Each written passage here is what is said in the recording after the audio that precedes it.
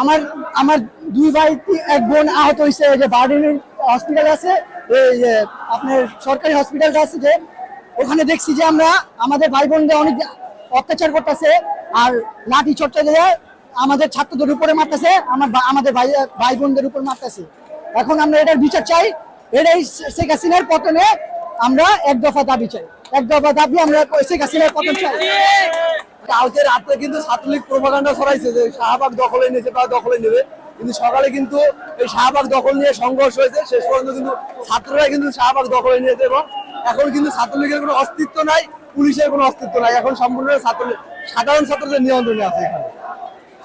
আমাদের ভাইদেরকে যেভাবে মারছে, গুলি করে করে যেভাবে মারছে, এই হত্যার দাবিতে আমরা আজকে এখানে এক দফায় এক দাবি, সবার স্টেপ ডাউন হাসিনা, কোনো কথা হবে না, এক দফায় এক দাবি, সবার এক দাবি। এই জন্য আজকে আমরা এখানে আন্দোলন চলতেছে, অনেক স্ট্রং ভাবে আন্দোলন চলতেছে।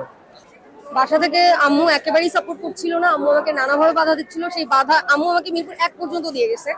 একের পরে আমি টেকনিক্যালি এসে ছাত্রলীগের হাতে সামনাসামনি হই।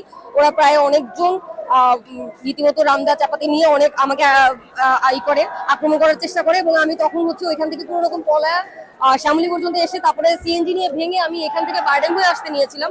কারণ বারডেমের সামনে প্রচন্ড পরিমাণে ফায়ার হচ্ছে, গাড়ি পোড়া ছিল, এবং তা দেখে আমি পিজিতে কোনোভাবে লুকায় ছিলাম অনেকক্ষণ, প্রায় 12টা প্লাস টাইম পর্যন্ত আমি এখানে লুকানো অবস্থায় ছিলাম।